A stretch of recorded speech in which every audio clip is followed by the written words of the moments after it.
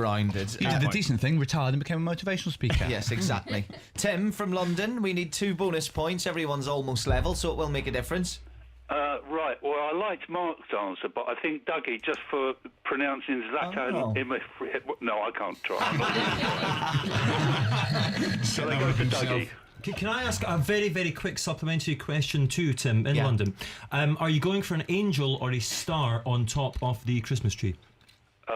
It's going to be an angel. Right. Did you know those points, Dougie, that you just got given to you?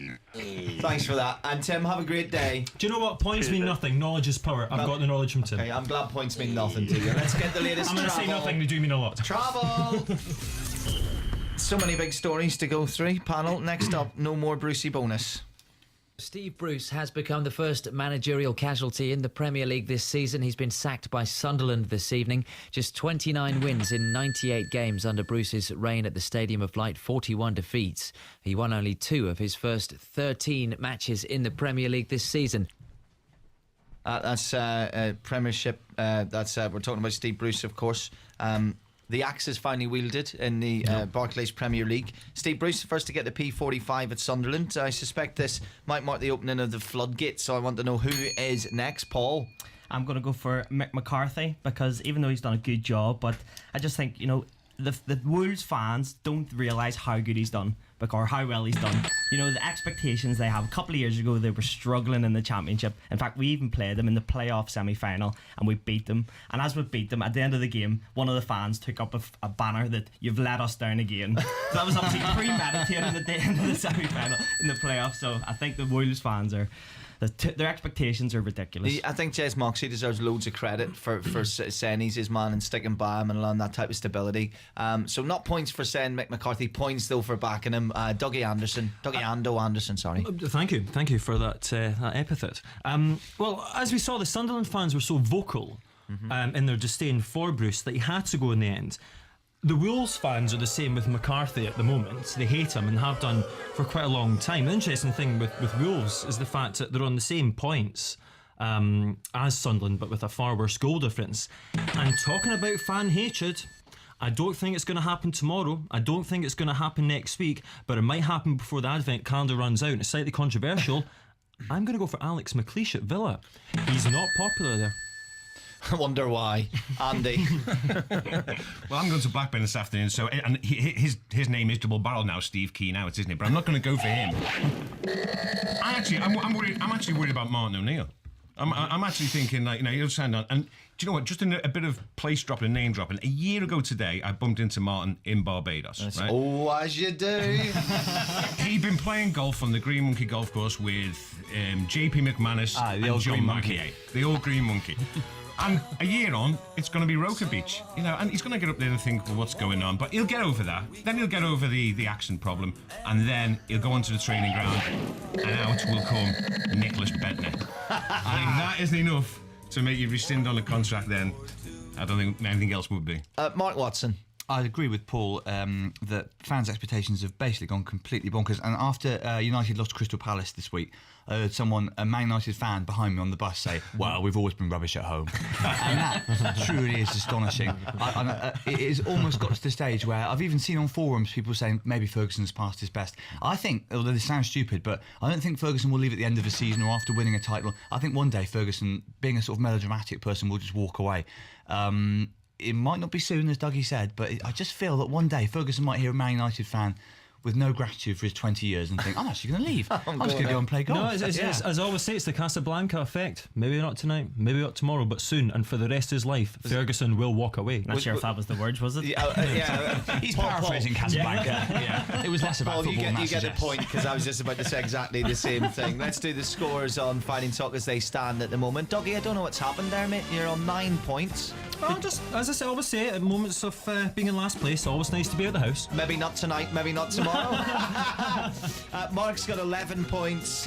Paul McVeigh. Oh, look at this. The two debutants, first and second. 12 points to Paul, and Andy is on 13. Let's move on to the next question. It's all about this.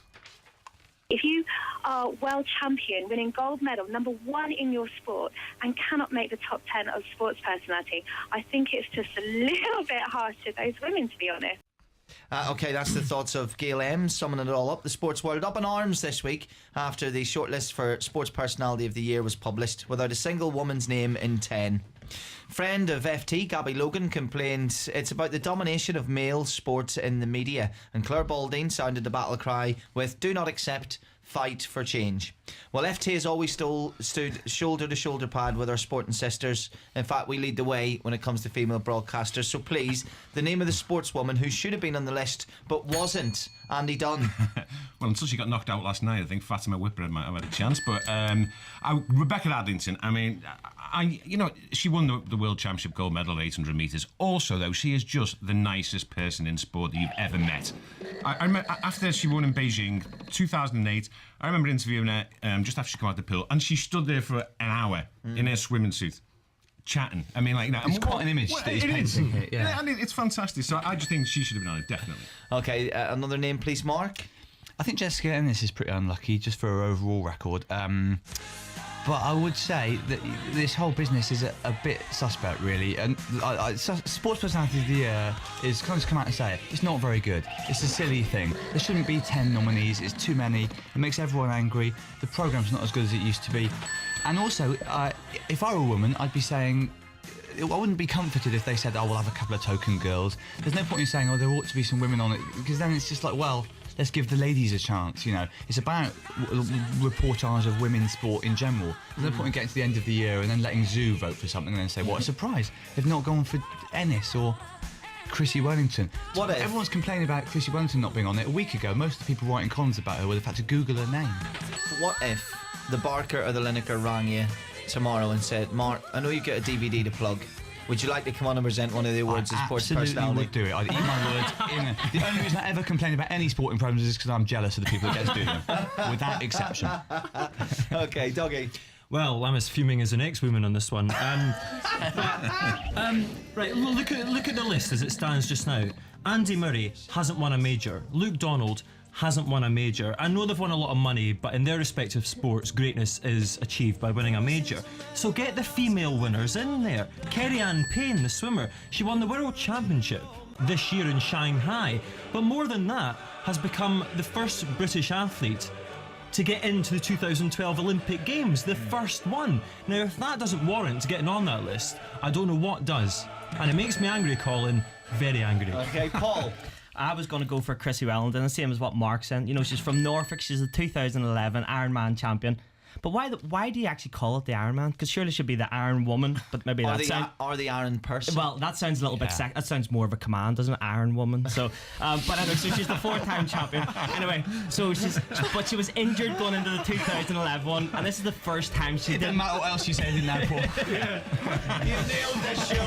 He's nailed the show. But listen, she was aching in this 2011 one. She was even talking about like she did a Paula Radcliffe as she's cycling along. You know, it's genius, absolutely brilliant. Right, really good answers, and the two debutantes are still in the lead, but only by 1 point as it stands now. Life's never easy for a Pompey fan. After being the first Premier League club to go into administration and be docked 9 points in 2010, they look like they could suffer a similar fate in the Championship after the current owner's company went into administration as well. It should be pointed out, and our thoughts go to Coventry fans who could be in a similar situation, and they play each other this weekend. What have been the other sporting occasions when lightning has indeed struck twice? Andy Dunn. You know what? With the draw for Euro 2012 this weekend, you know, you've got to think about England and penalties. I'm sorry, it's an obvious one, but England 2004 get knocked out by Portugal on penalties in the quarterfinals, and then 2006 it happens exactly again against Portugal in Gelsenkirchen. And the worst part about that, the defining image was Jamie Carragher. You know, I mean, he scored, and then the referee, the guy who'd sent Rooney off, makes him take it again. As if he's like, no, you can't have any sort of success in penalties. Argentinian guy, by the way, but that's. I just like hearing that place name in a Scouse accent. Gelsenkirchen. Well, it's funny actually because that night we actually all went back to Baden-Baden where we were staying with the Wags. That was good. But we went down there the nights out with the Carragher friends and family. They had their own little place, the House of Scouse, as it was called by one Wag who was local there, and it was one of the best nights out that we've had, even in Liverpool. And that's what it's all about, these major tournaments. A nice night, Andy.